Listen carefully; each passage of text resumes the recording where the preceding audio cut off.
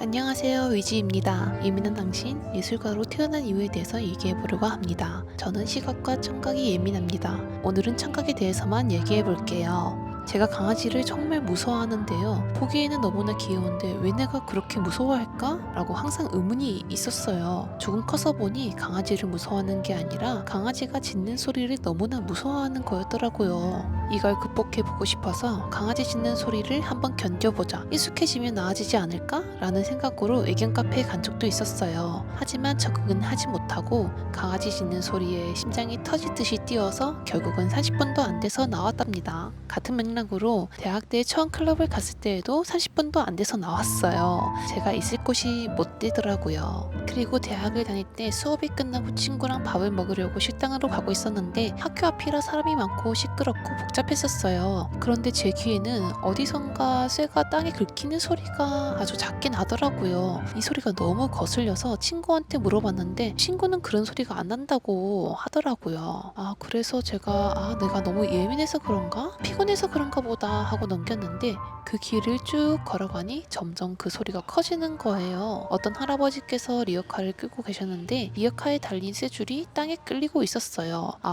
내가 저 소리를 들은 거구나 하고 깨달았습니다. 청각이 예민한 건 정말 일상생활이 불편해요. 특히 잠을 잘 때에는 시계 초침이 돌아가는 소리도 듣기 힘들어서 제 방에는 시계가 없습니다. 그리고 요즘처럼 여름 같은 경우에는 매미 소리, 귀뚜라미 소리도 정말 듣기 힘들어하고 비 오는 소리도 당연히 듣기 힘들어해요.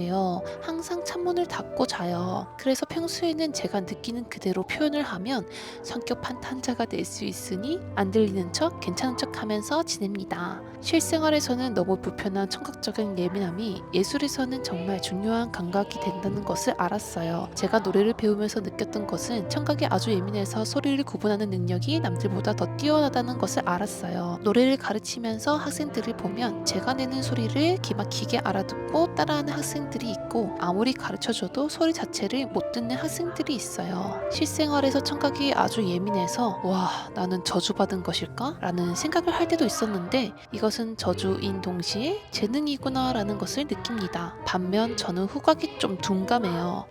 비염이라서 그런지 몰라도 냄새를 잘 맡지 못합니다. 하지만 제 동생은 후각이 정말 예민해요. 신기하게 후각이 예민하니까 맛을 잘 느끼더라고요. 동생은 미식가입니다. 제가 항상 자기 전에 침대 옆에 마실 물을 넣고 자는데요. 여름에 하루 전에 떠놓은 물을 그냥 괜찮겠지 하고 먹었는데 약간 씁쓸한 거예요. 보리차라서 그런가 보다 하고 잤는데 다음날 일어나 보니 물에 곰팡이가 둥둥 떠 있었어요.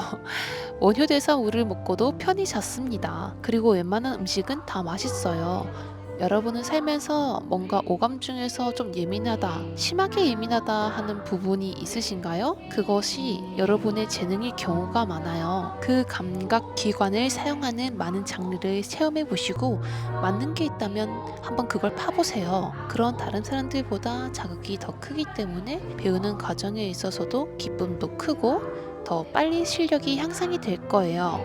오늘도 행복한 하루 되세요. 시청해주셔서 감사합니다.